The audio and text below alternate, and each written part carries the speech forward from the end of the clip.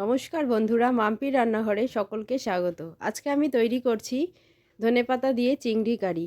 অনেক দিন বাদে আমি আবার নতুন করে রেসিপি নিয়ে এসেছি তোমাদের জন্য। দেখো, আজকে চিংড়ি মাছগুলো এইভাবেই বাজার থেকে কিনে নিয়ে এসেছে। আমার তো ভীষণই কষ্ট হচ্ছিল চিংড়ি মাছগুলোকে বানিয়ে নিতে। তো যাই হোক, কোনো মতে আমি চিংড়ির খোসাগুলো ছাড়িয়ে সম্পূর্ণ মাছগুলোকে বেছে নিয়েছি। দেখো, আমি পুরো খোসাটাই ছাড়িয়ে নিয়েছি। চিংড়ির সাইজটা কিন্তু ঠিক এই যে এতটা ছিল, খুব ছোট না, খুব বড়ও না। তবে তরকারিটা খেতে কিন্তু ভীষণই টেস্টি হয়েছিল। দেখো, মাছগুলো আমার সব বানানো হয়ে গিয়েছে। এবারে আমি খুব ভালো করে ধুয়ে নিয়েছি। মাছটি রান্না করার যে ধনেপাতা কুচি, টমেটো, আলুগুলো ডুমো ডুমো করে কেটে নিয়েছি পেঁয়াজ আর রসুন, সেগুলোকেও ঝুরি করে কেটে নিয়েছি। কড়াই বসিয়ে তাতে তেল দিয়ে দিয়েছি গরম করতে। আর এই রান্নাটি করার জন্য আমি মশলাটি একটি বাটির মধ্যে রেডি করে নিচ্ছি। হলুদ গুঁড়ো, ধনে গুঁড়ো, জিরে গুঁড়ো, কাশ্মীরি লাল লঙ্কার গুঁড়ো, লবণ, সামান্য চিনি সব নিয়ে নিয়েছি। মাছটার মধ্যে হলুদ লবণ মাখিয়ে নিয়েছি। দেখো, তেলটি গরম হয়ে গিয়েছে। আমি এখানে মাছটি ভাজার জন্য প্রথমে অল্প করেই তেল দিয়েছি। মাছগুলোকে ভালো করে লাল লাল করে ভেজে তুলে রাখছি একটি পাত্রে। তো বন্ধুরা, আমার একটু অসুবিধার জন্য আমি রোজ রোজ তোমাদের জন্য ভিডিও নিয়ে আসতে পারছি না। এর জন্য আমি ভীষণই দুঃখিত। তবে তোমরা চিন্তা করো না, আমি যতটা সম্ভব চেষ্টা করছি রেগুলার ভিডিও দেওয়ার। আজকে থেকে শুরু করছি আবার, দেখা যাক কি হচ্ছে। মাছগুলো ভাজা হয়ে গিয়েছে। এবারে আমি ফোড়নের জন্য তেজপাতা আর জিরে দিয়ে দিয়েছি। তোমরা চাইলে শুকনো লঙ্কাও দিতে পারো। প্রথমে কুচি করে রাখা পেঁয়াজ আর কুচনো রসুন তেলের মধ্যে ছেড়ে দিয়েছি।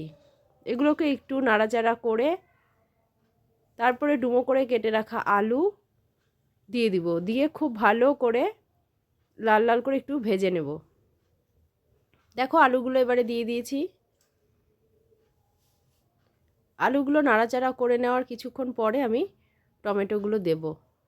আর ধনেপাতা তো জানোই, সমস্ত কষিয়ে নিয়ে জল দেওয়ার পরে মাছ টাছ দিয়ে নামানোর আগে ধনেপাতা দিয়ে ভালো করে ফুটিয়ে নামিয়ে নেব।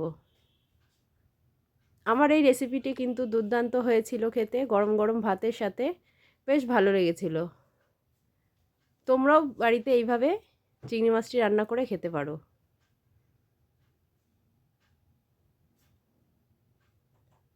দেখো, এগুলো ভাজা হয়ে গিয়েছে। এবারে আমি টমেটো কুচিগুলো দিয়ে দিব। তারপরে বাটির মধ্যে রেডি করে রাখা মশলাগুলো দিয়ে দেব। আদাটা আমি অপশনাল হিসেবে রেখেছি, আমি এখানে ব্যবহার করিনি। তোমরা চাইলে আদা ইউজ করতে পারো।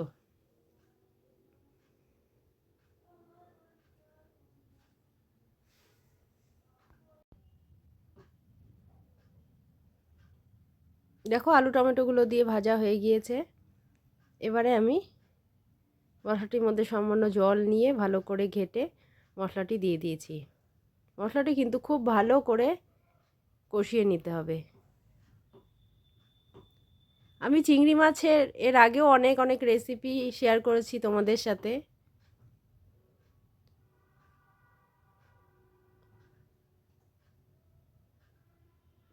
মশলাটা যখন কষা হয়ে এসেছে তখন কিন্তু আমি ভেজে রাখা চিংড়ি মাছগুলো দিয়ে এই মশলার সাথে একটু ভালো করে নেড়েচেড়ে কষিয়ে নিয়েছি। দেখো, দেখতে ছিল চিংড়িগুলা বেশ ভালোই সাইজটা ছিল, কিন্তু খোসা টোসা যেহেতু সম্পূর্ণ ছাড়িয়ে নিয়েছি, ভাজার পরে কত ছোট ছোট হয়ে গিয়েছে। এবারে এই বাটির এক বাটি আমি জল দিয়ে দিয়েছি। ভালো করে ফুটে এলে ধনেপাতাগুলো দিয়ে দিব। দিয়ে একটি পাত্রে নামিয়ে নিব।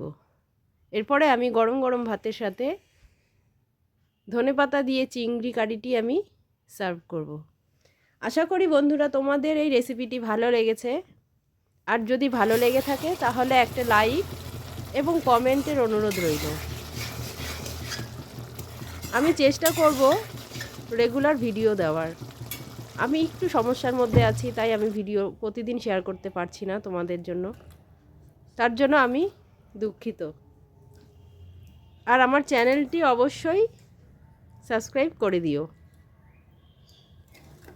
আবারও দেখা হবে নতুন কোনো রেসিপি নিয়ে তোমাদের সাথে।